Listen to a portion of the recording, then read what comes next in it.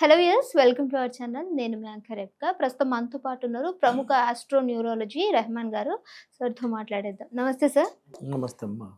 Sir మీరు ఏ శాస్త్రాలను చూస్తారు? నేను first astrology chart చూస్తానమ్మా.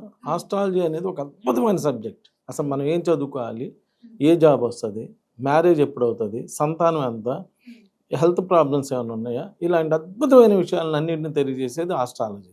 Okay. Numerology వచ్చి అసలు మన పేరులో బలం ఎంత ఉంది, మన పేరులో పాజిటివ్ నెంబర్ ఉందా, నెగిటివ్ నెంబర్ ఉందా, నెగిటివ్ నెంబర్ ఉంటే ఎలా కరెక్ట్ చేసుకోవాలి తెలియజేసే న్యూమరాలజీ. అలా నేను చెయ్యి చూస్తాను. చెయ్యి చూసి అసలు మనకి ఎన్ని ఇళ్ళు ఉన్నాయి, ఇల్లు కట్టుకోవడానికి అవకాశం ఉందా లేదా, ఫారెన్ వెళ్ళడానికి అవకాశం ఉందా లేదా, ఫారెన్ వెళ్తే మళ్ళీ ఎంతకాలం అక్కడ ఉంటాము, లేదా ఎప్పుడు రిటర్న్ వచ్చేస్తాము, లేదా ఎమ్మటే రిటర్న్ వస్తామా తెలియజేయడానికి చెయ్యి చూస్తాను. ఫేస్ రీడింగ్, ఒకళ్ళని చూస్తే పెట్టబుద్ధి అయింది, ఒకళ్ళని చూస్తే కొట్టబుద్ధి అయిందని ఫేస్ చూడంగానే మన 100 years లైఫ్ ఎలా ఉంది ఏంటి అనేది చెప్పవచ్చు అమ్మా. సిగ్నేచర్, సంతకాన్ని బట్టి అసలు మనకి లీగల్ ప్రాబ్లమ్స్ ఏమైనా ఉన్నాయా లేవా, అలానే హెల్త్ ప్రాబ్లమ్స్, లేడీస్కి పర్టికులర్గా పీసీఓడి ప్రాబ్లమ్స్ ఇలాంటివి ఏమైనా ఉన్నాయా అనేవన్నీ సంతకాన్ని బట్టి చెప్పచ్చు. మ్యారేజ్ డేట్, అందరూ అనుకుంటారు డేట్ ఆఫ్ బర్త్ మెయిన్ అని. డేట్ ఆఫ్ బర్త్ ఏముంది, ఎట్టయినా బతుకుతాడు పుట్టినాక. Marriage date is the most important. పెళ్ళైన కాడి నుంచి లైఫ్ ఎలా ఉన్నది అనేదే మెయిన్. ఇబ్బందులు పడాలన్నా పెళ్ళైనాకే, సుఖపడాలన్నా పెళ్ళైనాకే. సో మ్యారేజ్ డేట్ బాగుండాలి. మ్యారేజ్ డేట్ బాగుంటే లైఫ్ బాగుంటుంది. ఇలా అన్ని రకాల శాస్త్రాలు చూసి ఒక అద్భుతమైనటువంటి ప్రిడిక్షన్ అవ్వడం జరుగుతుంది. కాబట్టి ఇవన్నీ కూడా నేను ఈ సబ్జెక్ట్స్ అన్ని ఫాలో అవుతాను. సార్ 13వ నెంబర్లో పేరు ఉన్న వాళ్ళకి ఏ విధంగా ఉంటుంది? నేను అనేది అదేనమ్మా. 13 ఈ న్యూమరాలజీ ఇవన్నీ రాకముందమ్మా ముస్లిమ్స్ అనేవాళ్ళు 3 13 8 18 అని, అరే 13 18 జోలికి వెళ్ళొద్దురా అనేవాళ్ళు. ఎందుకన్నారు, ఎంత ఆలోచించి అన్నారు అని మనం ఆలోచించుకోవాలి.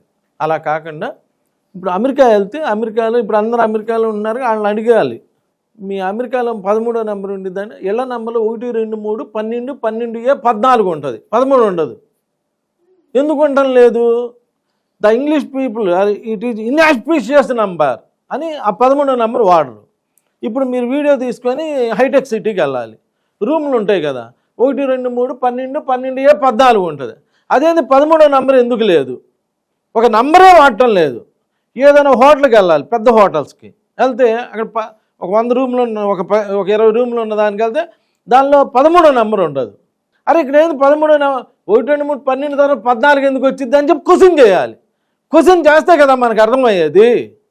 ఊరికి 13 లేదు, ఓహో వీళ్ళకి లెక్కలు రావేమో అనుకుంటే కుదరదు. వాళ్ళు చదువుకున్నారు కదా. ఆ 13వ నెంబర్లో ఎవడు దిగడు. ఆ 13వ నెంబర్ అంటేనే వరస్ట్ నెంబర్. ప్రపంచంలో ఉన్న వరస్ట్ నెంబర్లో 13 అనేది ఒక వరస్ట్ నెంబర్. కాబట్టి వాళ్ళు వాడుకోవట్లా. మనకు ఒక్కరిగా తెలివితేటలు ఉన్నట్టు వీళ్ళకి లెక్కలు రావు, 12 తర్వాత 13 కదా వచ్చేది, 14 వచ్చిందేంది అని రాగాలు తీస్తే కుదరదు. 13 అనేది ఏ దేశంలో కూడా వాడరు. కాబట్టి మనకి ఎప్పుడన్నా డెలివరీ డేట్ కానీ, సిజరీన్ చేయాలంటే, లేదంటే ఒక మంచి పని కానీ చేయాలంటే 13వ తారీఖు చేసుకోమని చెప్పినప్పుడు అది ఇన్ఆస్పిషియస్ నెంబర్ కాబట్టి దాన్ని చేసుకోకుండా వేరే నెంబర్లో, చాలా నెంబర్లు ఉన్నాయి కదా, వేరే నెంబర్లో చేసుకుంటే లైఫ్ బాగా ఉంటుంది. లేదు నేను 13వ నెంబర్లోనే చేసుకుంటాను, ఏమైద్దో చూస్తానంటే చూసుకో. ఎవడికేం పోయింది, ఎవడేం కాదంటలేదు, చూసుకోవచ్చు. ఈ 13 అనే నెంబర్లు మంచివి కాదు కాబట్టి కొన్ని మంచి పనులు చేసేటప్పుడు ఆ 13వ నెంబర్ని అవాయిడ్ చేయడానికి ప్రయత్నం చేయండి. నమస్కారం.